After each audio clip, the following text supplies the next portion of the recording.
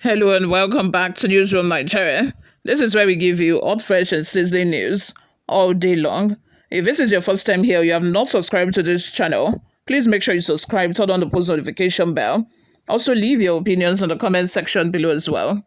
Without further delay, let's delve right into the details of today's news. Tension was ignited in the Iri community and Anaocha local government area of Anambra State on Monday when some people suspected to be loyal to a political party were caught vandalizing campaign materials belonging to the candidates of All Progressive Congress, including those of the party's deputy governorship candidate, Senator Uche Ekwunife. I don't know what is it with youth and politics. It seems like they are unaware of the fact that these politicians that they are fighting for, these people that they are taking sides with, would see each other and hug and talk it out.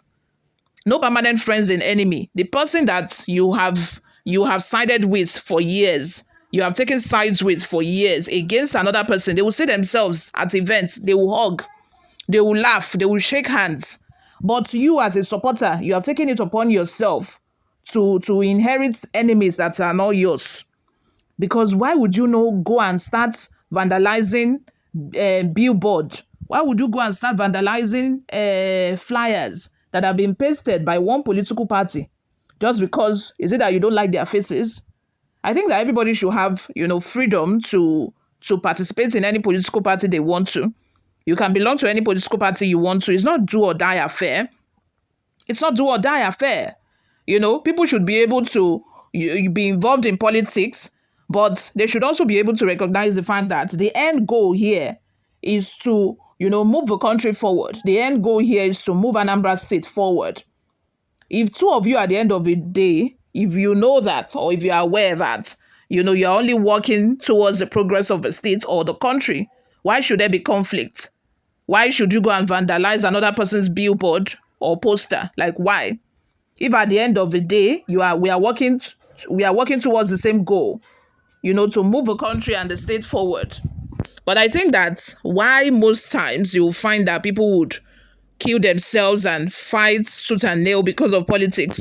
It's because of their selfish interests. Nobody will fight each other because they are going there to serve. If people recognize the fact that I'm going there to serve, I'm going there to give my all, not for profit's sake, nobody will fight each other, because at the end of the day, the responsibility, the huge weight of responsibility is enough to humble anybody.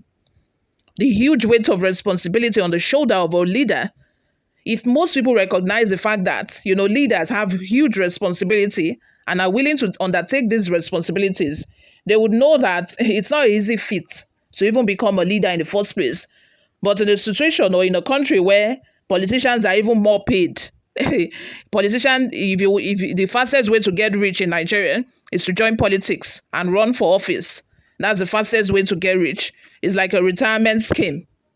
It is only in Nigeria where politicians will vie for political posts, become a senator, and at the end of the day, after 4 years, they will say they want to collect severance package. Severance package for what? Didn't you know that you were just elected into the office for 4 years to offer what you can, to offer your service and your leadership for 4 years and go back home to your business?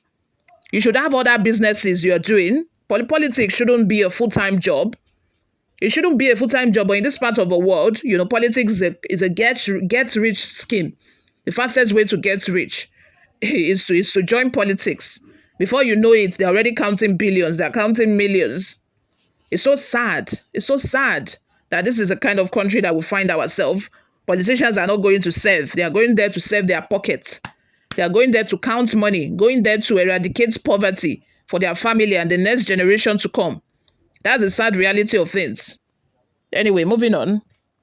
The incident, which occurred across some parts of a community, has been widely condemned by locals, who described it as an act of desperation and political intolerance, as the tension triggered by the development caused chaos before the intervention of some youths in the community. According to some eyewitnesses, the loyalists were seen tearing down and defacing banners and billboards bearing the images of the APC governorship candidate, Prince Nicholas Ukachukwu and Senator Ekwunife.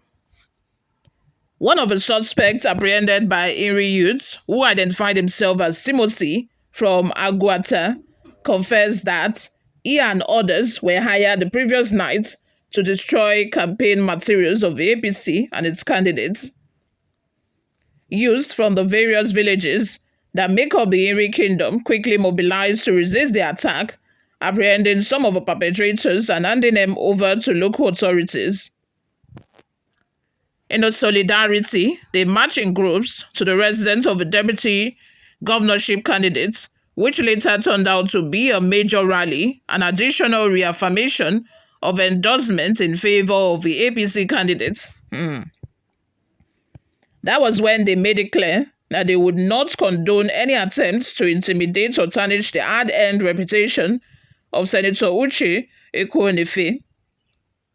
One of the youth leaders said, "We are not going to tolerate any form of political intimidation, especially against Senator Ekwunife, whom we know as a consistent advocate for community development.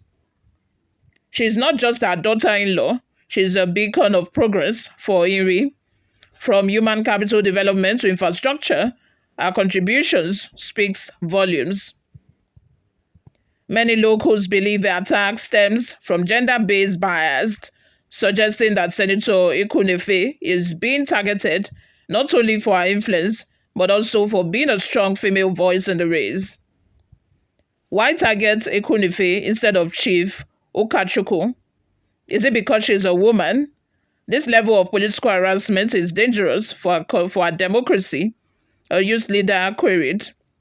The people of Inri have reaffirmed their endorsement of the Ukachukwu Ekwunife ticket ahead of the November 8, 2025 governorship election, vowing to resist any form of political suppression. Let's have your thoughts and your opinions in the comment section. This is why most women are afraid to come out. Just because she's a woman, she's been targeted. They want to make sure that they threaten and oppress her so that she can step down. Before we go, guys, let's take a look at some of the reactions we got online. Richard says, people that can't tolerate political differences in their states or origin wants to overdo in another man's land. Every politics is local. Sandiva says, he made a good choice for the deputy. They are not even going out of their way to attack or tear down the billboard of the governorship candidate himself. They are going after the deputy because she's a woman. You can imagine. Such gender-based bias. Let's have your thoughts and your opinions in the comment section. Like I said, thank you very much for always listening and watching. I will see you all in my next video. Bye for now.